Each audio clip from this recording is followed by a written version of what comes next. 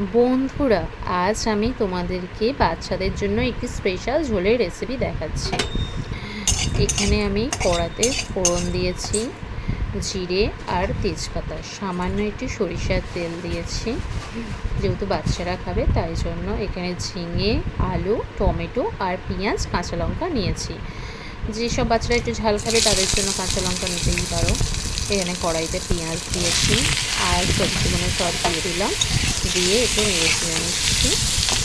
হালকা ভাজা হবে, বেশি ভাজা হবে না, কারণ যেহেতু বাচ্চারা খাবে। তারপরে একটু সামান্য নুন দিয়ে দিলাম, তারপরে হালকা একটু ভেজে নিচ্ছি, কারণ বাচ্চারা খাবে তো বেশি ভাজলে চলবে না। তারপরে এখানে হলুদ গুঁড়ো দিয়ে দিলাম পরিমাণ মতন, ওটা তোমাদের সাথে শেয়ার করা হলো না। এখানে জল দিয়ে দিলাম পরিমাণ মতন, দিয়ে একটু এবার সেদ্ধ হতে দিতে হবে। এই ঝোলটা না বাচ্চাদের জন্য তো গরমের দিনে খুব ভালো এবং উপকারী। এবার সেদ্ধ হওয়ার অপেক্ষা রইল। এবার তারপরে মাছ দিয়ে ফুটিয়ে দিলাম। এখানে ছেলেকে খেতে দিয়ে দিয়েছি, স্নান করে ছেলেকে খেতে দিলাম। ছেলে খাচ্ছে। ভালো হয়েছে, বলো দারুণ হয়েছে।